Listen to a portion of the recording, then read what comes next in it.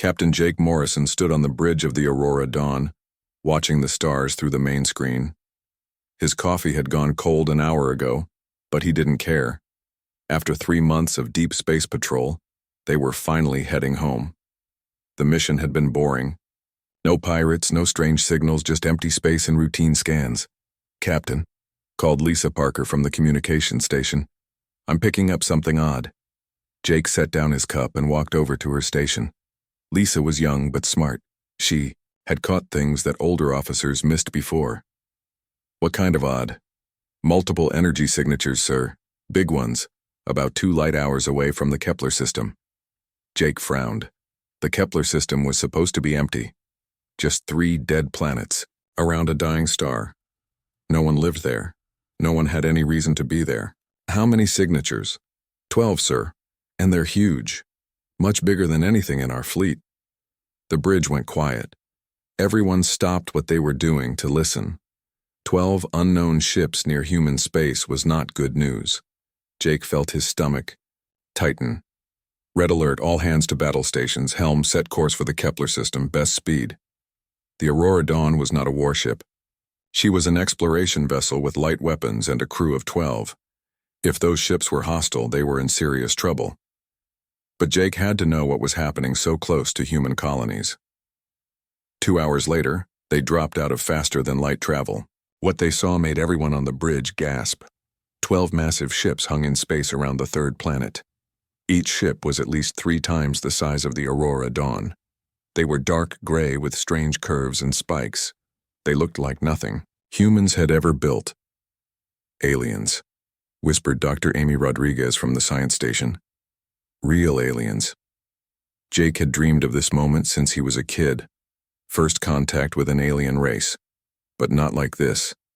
Not with a small exploration ship facing 12 huge warships. "Lisa, are they scanning us?" "Yes, sir. Multiple active scans. They know we're here." "Any response to our standard greeting signals?" "Nothing, sir. Wait." Lisa's hands flew over her controls. "Incoming transmission. They're using our own communication protocol somehow." The main screen flickered and changed. Instead of stars, they now saw the inside of an alien bridge. The creature looking back at them was like nothing from Earth. It stood over 7 feet tall with a body like a giant insect. Its skin was dark green and covered in hard plates. 4 arms moved independently, each ending in sharp claws. But the most frightening thing was its head. Large compound eyes sat above a mouth full of razor teeth. When it spoke, its voice was deep and harsh. The universal translator made it sound almost human, but there was something wrong about it. "Human vessel. I am General Vexthar of the Kralian Empire. You will surrender immediately." Jake stepped forward, trying to look confident. "This is Captain Jake Morrison of the Earth ship Aurora Dawn.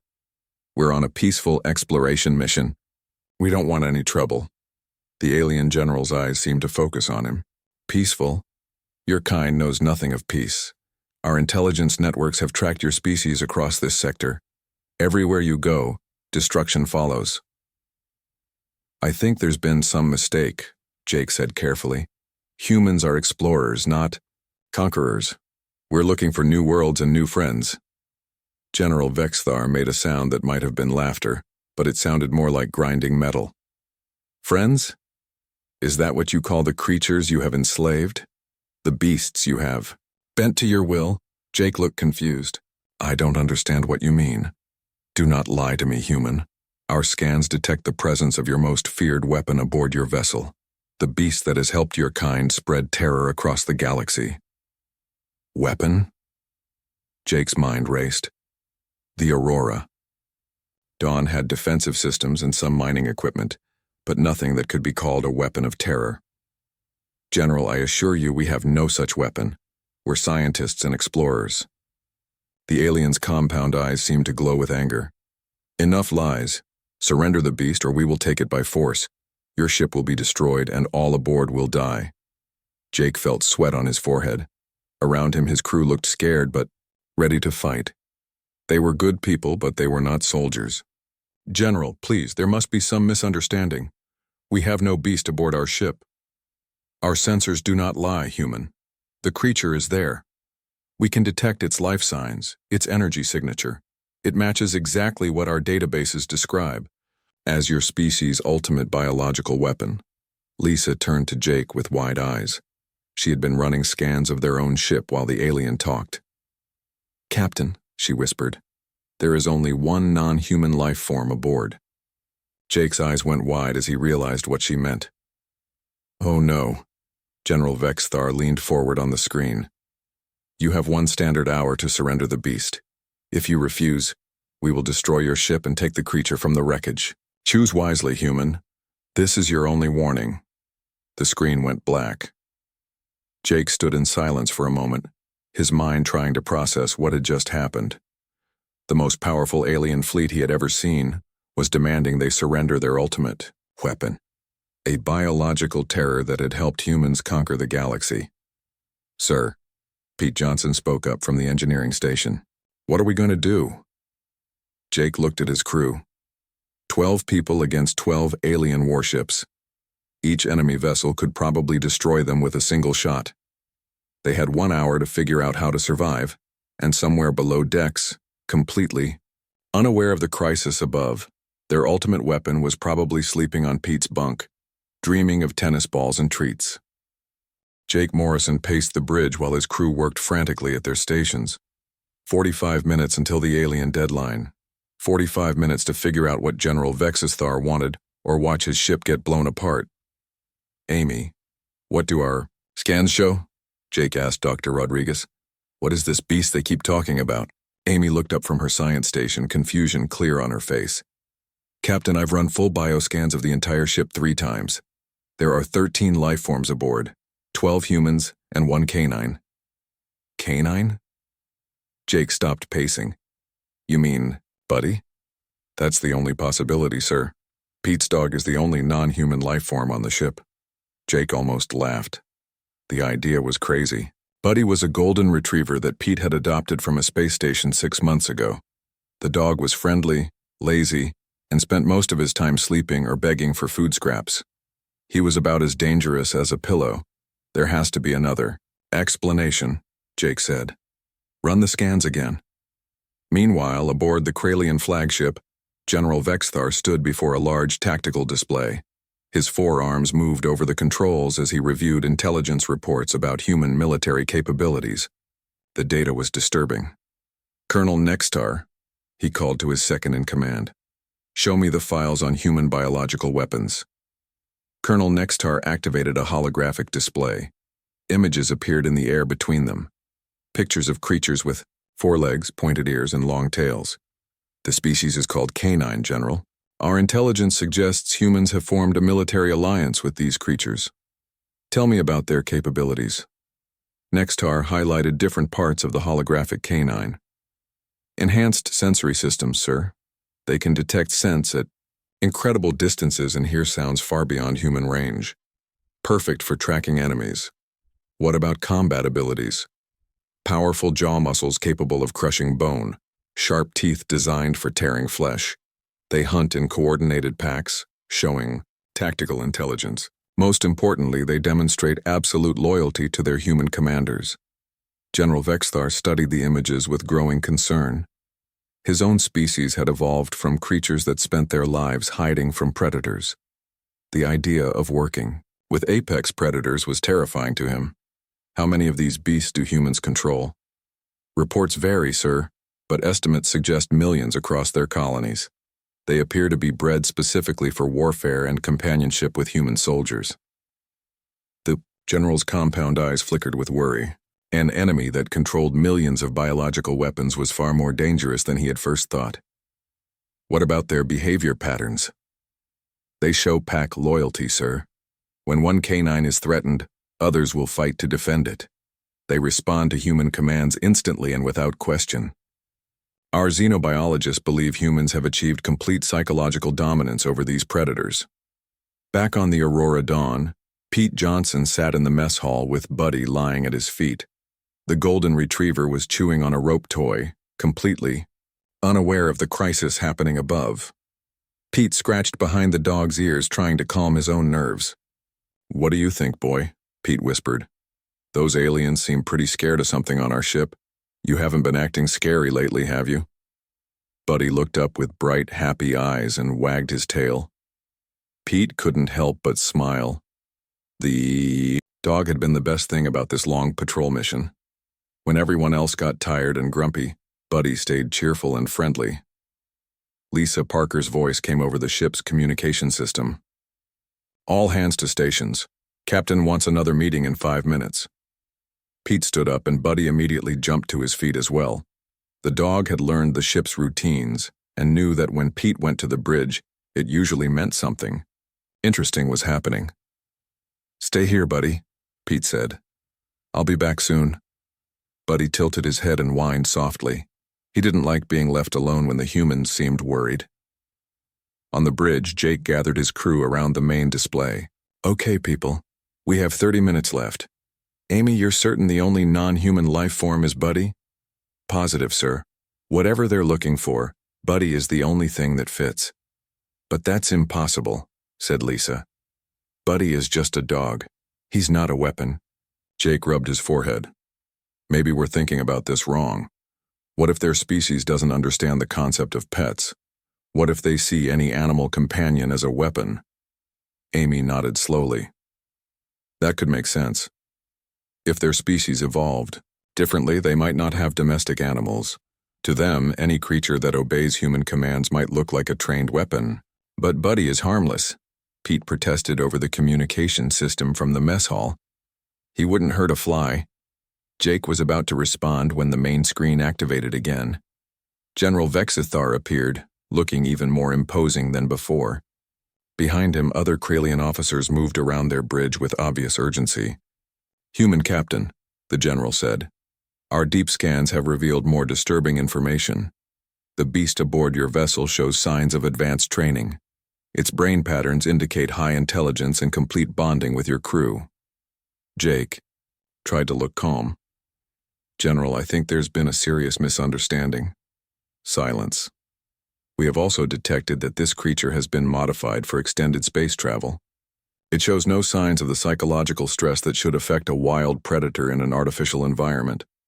This proves your species has perfected the domestication process." "Domestication?" Jake repeated, not understanding why that word sounded so threatening. "Your kind has taken nature's perfect killing machine and made it completely loyal to you. This level of biological control represents a military advantage we cannot ignore." The general leaned closer to his screen. 25 minutes remain, human. Surrender the beast or face the consequences." The screen went dark again. Jake stood in shocked silence as he realized the scope of the misunderstanding.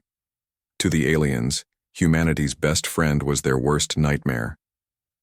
20 minutes left on the alien deadline. Jake Morrison felt sweat dripping down his back as he stared at the countdown timer on his screen. His crew looked scared but determined. They all knew they might die in the next few minutes. "Captain," Pete Johnson's voice came through the communication system. "I have an idea." "Go ahead, Pete. What if we show them Buddy? Let them see that he's just a friendly dog, not some kind of weapon. Maybe if they actually look at him, they'll understand the mistake." Jake thought about it. The idea sounded crazy, but they were running out of options. "It's worth a try. Bring Buddy to the bridge." "Yes, sir." 5 minutes later, Pete walked onto the bridge with Buddy following behind him. The golden retriever looked around at all the tense faces and wagged his tail. He could sense that everyone was worried, so he did what he always did when humans seemed upset. He walked over to Jake and sat down, looking up at the captain with bright, friendly eyes. "Hey there, boy," Jake said, reaching down to pat Buddy's head. The simple act of petting the dog made him feel a little calmer. "Captain," Lisa called from her station, "the aliens are trying to contact us again. Put them through. And make sure they can see everything on our bridge." The main screen flickered to life. General Vexthar appeared, but this time he wasn't alone. Several other Kralian officers stood behind him, all staring at the screen with their multiple eyes. "Human Captain, you have 15 minutes to comply with our demands or face destruction." Jake stepped forward, with Buddy still sitting beside him. "General, I want to show you something. I want you to meet our so-called weapon, He gestured toward Buddy. The golden retriever, excited by all the attention and the interesting new faces on the screen, stood up and wagged his tail even harder. He barked once, a happy sound that echoed through the bridge. The effect on the alien bridge was immediate and dramatic. General Vexthar stumbled backward, his forearms waving in front of him as if trying to ward off an attack. Behind him, other Kralian officers scattered, some diving behind control panels, others running toward the exits. "The beast!" shouted Colonel Nextar. "It's displaying aggressive behavior." On the human bridge, everyone stared in amazement. Buddy had simply wagged his tail and barked once, the same thing he did every day when he was happy. But the aliens acted as if he had just roared like a monster. "General," Jake said carefully, "this is Buddy. He's not a weapon. He's our friend." Buddy, hearing his name, looked up at Jake and panted happily. His tongue hung out of his mouth as he smiled in the way that only dogs can smile. General Vexthar pointed one of his clawed hands at the screen. "Look at it. See how it tastes the air, searching for the scent of its enemies. Notice the display of its fangs as it prepares to attack." Pete couldn't help himself. "Sir, he's just happy. Dogs pant when they're excited or warm. And that's not a threat display, he's smiling." "Smiling?" The general's voice rose in pitch. "The creature shows pleasure at the thought of violence." Amy Rodriguez stepped forward from her science station. "General, I think there's been a serious misunderstanding. This animal is not a weapon. On Earth, we call creatures like buddy companions or pets. They live with us because we enjoy their company." "Lies," Colonel Nextar shouted from behind his control panel. "Our intelligence reports are clear. These creatures are used for hunting, tracking, and combat." To demonstrate how harmless Buddy was, Pete reached into his pocket and pulled out a tennis-y ball. "Watch this," he said to the aliens. "Buddy, sit." Buddy immediately sat down, his tail still wagging against the floor. The aliens gasped in terror. "Perfect obedience," whispered General Vexthar. "Complete psychological control." Pete threw the tennis ball across the bridge. "Fetch, boy!" Buddy jumped up and ran after the ball, his tail wagging as he chased it. He picked it up in his mouth and trotted back to Pete, dropping the ball at his feet and looking up expectantly. The alien bridge, panic spread like wildfire. Officers were shouting in their own language, and General Vexthar was backing away from the screen as if Buddy might somehow jump through it. "Did you see that?" Nextar yelled. The beast retrieved the projectile weapon and brought it back to its handler, ready for another attack. "Projectile weapon?" Lisa said in disbelief. "It's a tennis ball." Jake was beginning to understand the scope of the misunderstanding. Every innocent thing Buddy did was being interpreted as evidence of his training as a biological weapon. "General," Jake said, trying to keep his voice calm, "Buddy is completely harmless. Watch." He reached down and scratched behind Buddy's ears. The dog leaned into the touch and made a soft, contented sound. "The human demonstrates its control over the beast," General Vexthar said to his officers. "See how the creature submits to its master's touch. This level of domination is beyond anything we thought possible." Buddy, enjoying the attention, rolled over on his back and showed his belly, tail still wagging. The aliens fell silent for a moment, staring at the screen in what appeared to be complete horror. "It's showing submission posture," Colonel Nextar whispered. "Total surrender to human authority." Jake felt a growing sense of desperation. Everything they did to prove Buddy was harmless only made the aliens more afraid. "General, please listen to me. This animal has never hurt anyone. He plays with children. He sleeps on beds. He begs for food scraps. He's not a weapon." General Vexthar had regained some of his composure, but his eyes never left Buddy. "Human captain, answer me this. How many of these creatures does your species control?" Jake hesitated. He knew the truth would probably make things worse, but he had to try honesty. "On Earth alone? Millions. But they're all like Buddy. They're companions, not weapons." The silence that followed was deafening. General Vexthar's compound eyes grew wide with terror. "Millions," he repeated slowly. You have millions of these perfectly trained biological weapons. No, General, you don't understand. But the alien had already cut the communication.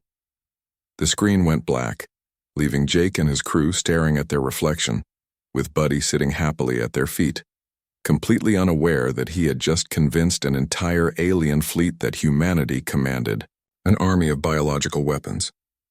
The bridge of the Aurora Dawn fell silent after the alien communication ended.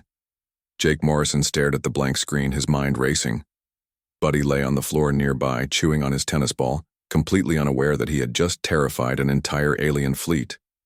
"Captain," Dr. Amy Rodriguez said quietly, "I think I need to run some research.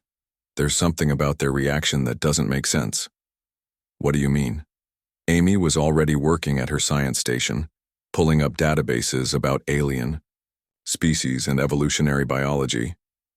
"Their fear level is way beyond normal caution. They're acting like Buddy is some kind of monster from their worst nightmares." Jake nodded. "Do what you can, Amy. We need to understand what's happening here." Meanwhile, Pete sat on the floor next to Buddy, scratching the dog's belly. "I can't believe they think you're dangerous, boy. You're the friendliest dog in the galaxy." Buddy's tail thumped against the floor in response. He rolled over and brought Pete his rope toy, dropping it in his lap with a hopeful look. "Not now, Buddy," Pete said softly. "We're in enough trouble already." On the Kralian flagship, General Vexthar stood before his command council. 12 high-ranking officers sat around a circular table, their compound eyes all focused on the holographic display, showing detailed scans of Buddy. "The situation is worse than we initially believed," the general announced. "The humans have revealed that they possess millions of these biological weapons across their territory." Colonel Nextar activated another display. "Sir, I've been analyzing the creature's behavior during the communication. Every action demonstrates advanced military training." The hologram showed Buddy's actions in slow motion, his tail wagging, his happy bark, his fetch game with the tennis ball. "Notice the perfect response time to verbal commands," Nextar pointed out. "The creature moved immediately when ordered to sit. No hesitation, no defiance. This indicates years of conditioning." Another officer, Major Kreltos, stood up.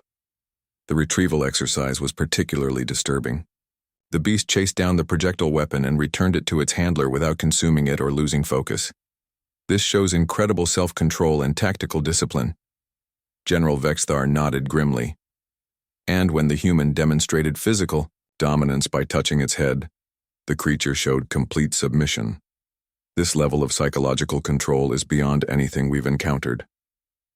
"Sir," said Captain Yexlar from across the table, "what disturbs me most is how the creature displayed its weapons while appearing calm. Did you see those fangs? The way it opened its mouth and let its tongue hang out? It was showing us exactly what it could do to an enemy." Back on the Aurora Dawn, Amy Rodriguez was making breakthrough discoveries. She had spent 2 hours digging through every database they had about the Kralian species. "Captain," she called out excitedly, "I think I know what's happening." Jake hurried over to her station. "What did you find?" "The Kralians evolved from prey species, sir. Look at this." Amy brought up evolutionary charts on her screen. Their homeworld had massive predators that hunted anything that moved. The ancestors of the Kralians survived by hiding, camouflage, and running away. So they're naturally afraid of predators? More than that, sir. They never developed the concept of working with predators. On their world, predators and prey never cooperated. It was always life or death. Jake began to understand. "So when they see humans with dogs, they can't comprehend it," Amy finished. "To them, the only way we could be with a predator is if we somehow conquered it completely. They think we've turned nature's killing machines into our slaves." Amy pulled up more data. "Look at their mythology, Captain. Their oldest stories are about great beasts that destroyed entire civilizations, creatures with fangs and claws that hunted in packs." Jake looked over at Buddy, who was now lying upside down with his legs in the air, fast asleep. "And Buddy fits their description of a mythological monster." "Exactly. 4 legs, fangs, enhanced senses, pack behavior, loyalty to a master. To them, Buddy is literally a creature from their horror stories. On the Kralian ship, General Vexthar was receiving a communication from his homeworld. The Supreme Council had reviewed his report and was deeply concerned. "General," came the voice of High Chancellor Morthek, "you are to avoid combat with the humans at all costs. A species that has tamed millions of apex predators represents a threat level we have never encountered." "Understood, Chancellor. What are your orders?" "Negotiate immediate peace terms. Offer whatever concessions are necessary to avoid war. We cannot risk conflict with beings who command armies of biological weapons." General Vexthar felt his confidence crumbling. His fleet of 12 powerful warships suddenly seemed very small compared to millions of trained predators spread across human space. Back on the Aurora Dawn, Buddy had woken up from his nap and was now playing tug-of-war with his rope toy. Pete held one end while Buddy pulled on the other, growling playfully and shaking his head back and forth. "Buddy, you're such a fierce beast," Pete said with a smile. "No wonder the aliens are scared of you." Buddy let go of the rope and immediately brought Pete his food bowl, setting it down and looking up hopefully. "Always thinking about dinner, aren't you, boy?" Jake watched the scene with growing amazement. Every innocent thing Buddy did could be seen as evidence of military training if you didn't understand dogs. His playful growls during tug-of-war could sound like battle practice. His ability to bring Pete his food bowl showed perfect object recognition and retrieval skills. "Amy," Jake said thoughtfully, "what if we don't completely correct their misunderstanding?" Amy looked up from her research. "Sir, think about it. They're so afraid of Buddy that they want to avoid fighting us completely. What if we let them keep thinking dogs are biological weapons? That would be dishonest, sir."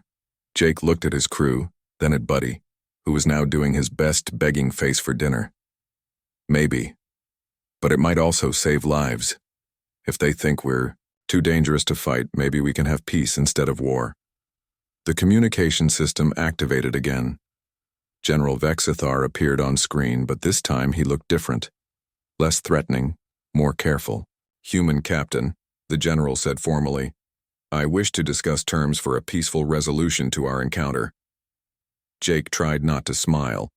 Their cute, harmless dog had just become humanity's most effective diplomat. General Vexthar looked very different on the communication screen. Gone was the threatening posture and harsh demands. Instead, the alien general sat carefully in his command chair, his 4 arms held in what appeared to be a peaceful gesture. "Captain Morrison," the general said with obvious respect, "I apologize for our aggressive approach. We did not fully understand the scope of your species' capabilities." Jake tried to keep his expression neutral. Behind him, Buddy was lying on his back getting belly rubs from Pete, but Jake made sure the aliens couldn't see that part of the bridge. "What exactly are you proposing, General?" "A non-aggression pact between our species. The Kralian Empire has no desire for conflict with beings who have mastered such powerful biological allies." Jake glanced at Amy, who nodded slightly. They had discussed this moment during the break in communications. "We're always interested in peaceful relations," Jake said carefully. "What terms did you have in mind?" General Vexthar activated a holographic display that appeared between their ships. "We propose immediate withdrawal of all Kralian forces from this sector. In return, we ask only that your beast armies remain within your current territory." "Beast armies?" Jake almost smiled at the phrase. If only they knew that most of those beasts spent their days sleeping on couches and begging for treats. "Our intelligence suggests you have millions of these creatures spread across your colonies," the general continued. "We respect your right to expand with such allies, but we request advance warning if your forces plan to move into sectors near our space." Jake nodded slowly. "That seems reasonable. We have no intention of aggressive expansion." What Jake didn't say was that humans really didn't have aggressive expansion plans. Most human colonies were peaceful settlements focused on farming, mining, or research. The idea that they were spreading terror across the galaxy was completely wrong, but correcting that misunderstanding might ruin their chance for peace. Colonel Nextar appeared beside General Vexthar on the screen. "Captain, if I may ask, how does your species maintain control over such a large number of biological weapons? Our experts are fascinated by your training methods." Pete looked up from where he was playing with Buddy. The dog had brought him a squeaky toy and was making happy noises as Pete squeezed it. Training methods? Pete said with genuine confusion. You mean like teaching him to sit and stay? The aliens exchanged what looked like worried glances. Your casual attitude toward these creatures is remarkable, Nextar said with what sounded like admiration. To speak of apex predator conditioning as simple commands shows incredible confidence. Amy stepped forward. Actually, General, our relationship with canines is based on mutual affection and trust. We don't really control them so much as cooperate with them. This statement caused visible panic among the alien officers. General Vexithar leaned forward urgently. Cooperation? You mean these creatures choose to serve you willingly? Well, yes, Jake said, not understanding why this made things worse. Dogs have been our companions for thousands of years. They're part of our families. The silence on the alien bridge was deafening. Finally, General Vexithar spoke in a whisper. Your species has achieved what we thought was impossible. You have earned the loyalty of apex predators through bonds stronger than fear or domination. Jake was beginning to realize that every explanation they gave only made the aliens more impressed and terrified. If they thought controlling dogs was amazing, the idea that dogs chose to be with humans was apparently mind-blowing. Perhaps, Jake said carefully, we should focus on our mutual desire for peace rather than military details. Of course, General Vexthar said quickly. The Kralian Empire would be honored to establish formal diplomatic relations with your species. We propose a treaty ceremony on the neutral station at Kepler 4. That sounds acceptable. When? As soon as possible. Our high command is eager to formalize our peaceful intentions. After the communication ended, Jake's crew gathered around him on the bridge. Buddy had fallen asleep again, this time sprawled across Pete's feet. Captain, Lisa said quietly, are we really going to let them keep thinking dogs are weapons? Jake looked down at Buddy, who was snoring softly. Lisa, they've gone from threatening to destroy us to offering us a peace treaty and territorial concessions, all because they're afraid of a sleeping golden retriever. But it feels like lying. Amy spoke up from her science station. Actually, Captain, we never lied to them. We told them exactly what Buddy is, a canine companion who lives with us and follows basic commands. Everything else is their interpretation. Pete gently moved his feet, trying not to wake Buddy. Besides, if other alien species hear about this, they might be more careful about starting fights with humans. That could prevent a lot of wars. Jake nodded. Pete's right. If our reputation as Beastmasters keeps the peace, then everyone wins.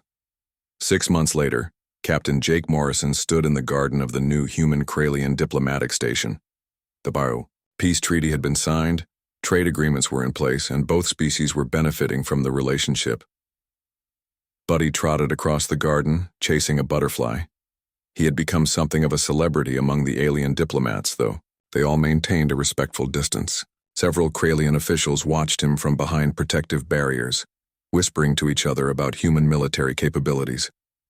General Vexthar approached Jake, keeping a careful eye on Buddy. Captain Morrison, I wanted to thank you again for sharing your knowledge about biological warfare. Our pleasure, General, Jake said, scratching Buddy behind the ears as the dog returned with a stick. Buddy here enjoys meeting new friends. Buddy wagged his tail and barked once in greeting. General Vexthar took several steps backward. Remarkable control, the general murmured. Even in a social setting, the creature remains perfectly disciplined. Jake threw the stick across the garden, and Buddy ran after it happily. Other alien diplomats scattered out of the way, treating the playing dog like a military exercise. Captain, General Vexthar said seriously, other species in this sector have heard about your alliance with biological weapons. The Zephyrian Empire has already sent messages requesting peaceful contact. The Stellar Republic is offering trade agreements. Your reputation has brought stability to this entire region of space. Jake smiled as he watched Buddy return with the stick. The dog dropped it at his feet and looked up expectantly, tail wagging. Good boy, Buddy, Jake said, patting the dog's head. Who's humanity's best diplomat, you are? Buddy barked happily, completely unaware that his innocent joy had helped create peace between the stars. Around the garden, alien diplomats nodded to each other with deep respect for humanity's incredible achievement in taming such a fearsome beast. Jake looked up at the stars visible through the station's transparent dome. Somewhere out there, millions of dogs were sleeping on beds, playing with children, and begging for table scraps. And thanks to one golden retriever's unintentional performance, the galaxy now saw humanity as too powerful to challenge. It was, Jake thought, the most successful case of accidental diplomacy in human history.